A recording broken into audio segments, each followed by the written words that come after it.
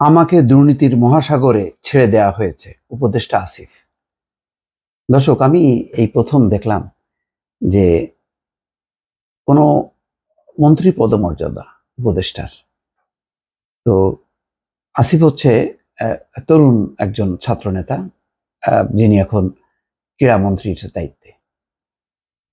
তো আমাদের দেশে সাধারণত আমরা যেটা দেখি যে কোনো মন্ত্রী দায়িত্ব নেওয়ার পর কখনোই বলে না যে তার ডিপার্টমেন্ট বা তার মন্ত্রণালয়ে দুর্নীতি আছে।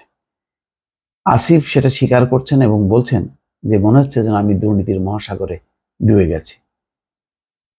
কোনোদিন শুনেছেন গত 15 বছরে আওয়ামী লীগের কোনো মন্ত্রী এইরকম সততার সাথে বলেছে যে তার মন্ত্রণালয়ে এইরকম একটা অবস্থা না?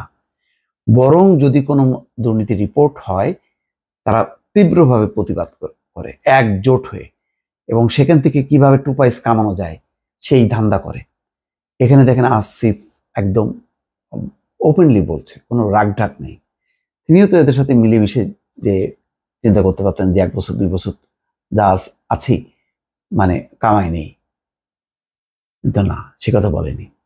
এতে বোঝা যায় যে একটা সততার নিয়ে যে তারা যে কাজ করছেন এবং চেষ্টা করছেন, তার একটা বহিঃপ্রকাশ। হ্যাঁ, হতাশা আছে, সেই হতাশার থেকে নিশ্চয়ই তার শেখার কিছু আছে, সেজন্যই বলছেন।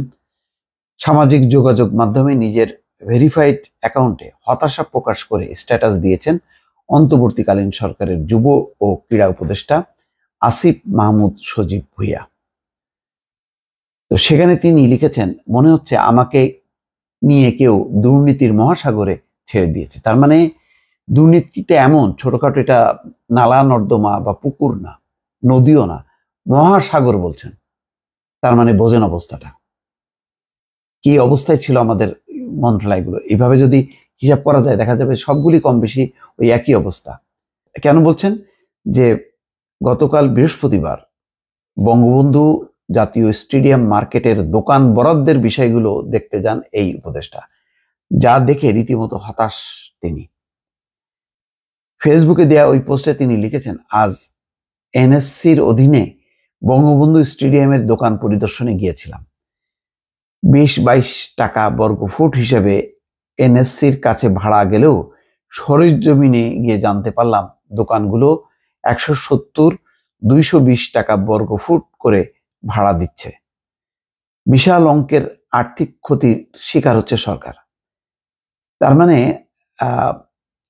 সরকারি হিসাব দেখানো হচ্ছে 20-22 টাকা, কিন্তু আসলে ভাড়া দেওয়া হচ্ছে 170-220 টাকা বর্গফুট করে। কত গ্যাপ দেখেন। এই গ্যাপের মানে সুবিধা ভোগ কারা করছে? এই ক্রীড়া ফেডারেশনের সাথে যারা জড়িত তারাই। সে কথাই তিনি বলছেন। সেখানে গিয়ে জানতে পারলাম যে 170-220 টাকা বর্গফুট করে ভাড়া দেওয়া হচ্ছে। বিশাল অঙ্কের ক্ষতির শিকার হচ্ছে সরকার। অর্থাভাবে ফেডারেশন চলছে না, টুর্নামেন্ট হয় না, মাঠের সংস্কার হয় না, অথচ বছরের পর বছর এভাবেই হাজার কোটি টাকা চুরি গেছে। উল্লেখ্য, যুব ক্রীড়া উপদেষ্টা হিসেবে দায়িত্ব গ্রহণের পর থেকেই ক্রীড়াঙ্গনের উন্নয়নে কাজ করে যাচ্ছেন বৈষম্য বিরোধী ছাত্র আন্দোলনের অন্যতম শীর্ষ সমন্বয়ক আসিফ মাহমুদ সজীব ভুঁইয়া। কাজ করে যাচ্ছেন ক্রীড়া মন্ত্রণালয়কে দুর্নীতিমুক্ত করতে, আর সেই কাজ করতে গিয়ে বিভিন্ন ফেডারেশন ও মাঠগুলো পর্যবেক্ষণ করতে হচ্ছে তাকে, যা পর্যবেক্ষণ করতে গিয়ে দুর্নীতি ও লোপাট চোখে পড়ছে তার, এবং চোখ ছানা বড়া হয়ে যাচ্ছে। স্বাভাবিকভাবে তরুণ একজন যখন দেখছে যে তার মানে এরকম মহা দুর্নীতি, তখন তার তো চক্ষু চড়ক গাছ হচ্ছে। এটা স্বাভাবিক। এই যে চেতনা, প্রেরণা, এটাই বাংলাদেশকে এগিয়ে নেবে। এই মন্ত্রণালয়ে কত মন্ত্রী ছিল, দীর্ঘদিন ছিল, কোনো টু শব্দ শোনা গেছে? দোকান বরাদ্দ অনিয়ম, তারপরে বিভিন্ন আরো ক্রীড়া, আরো অনেকগুলো খাত আছে, আস্তে আস্তে তো বেরোচ্ছে। দেখেন এখন পদ্মা সেতু, কি অহংকার! এখন দেখা যাচ্ছে যে মুরাল, শেখ হাসিনা নিজের এবং বাপের মুরাল, সেখান থেকেও হলো 2 পয়সা কামানো, শতাধিক কোটি টাকা হলো খরচ, অথচ 20-50 কোটি টাকাও খরচ হওয়ার কথা না। সেখানেও দুর্নীতি, এখানেও দুর্নীতি। কয়েকদিন আগে আমি আসিফের আর একটা দেখেছিলাম যে ওই অলিম্পিকে যাবে যে টিম, সেই টিমের মধ্যে 12 জন না 16 জনের একটা টিম, তার মধ্যে 7-8 জনের নাম নিজে হাতে কেটে দিয়েছে যে দরকার নেই এদের যাওয়ার। কি জন্য করছে? করছে হচ্ছে সরকারের টাকা বাঁচাচ্ছে। এটা হচ্ছে দেশপ্রেম। ফজল করিম খান, এই যে উপদেষ্টা আরেকজন, সড়ক দেখলাম এই পদ্মা সেতুর বিলের চূড়ান্ত বিল যখন হচ্ছে, সেখান থেকেও প্রায় 2000 কোটি টাকা সে বাঁচালো। এটাই হচ্ছে দেশপ্রেম। আমি জানি যে এই সমস্ত কথার আসলে কোনো মূল্য নেই, কেননা এরা তো ধরেন 2 দিনের জন্য আসছে, থাকবে না, দুর্নীতিবাজরা থাকবে এবং তাদের পক্ষে মানে ফেসবুকে স্ট্যাটাস দিয়ে লম্বা লম্বা কথাবার্তা বলা, হ্যাঁ, এরকম মানে লোকের অভাব হবে না।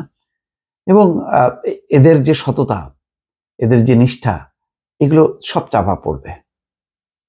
দর্শক ভালো থাকবেন, আল্লাহ হাফেজ।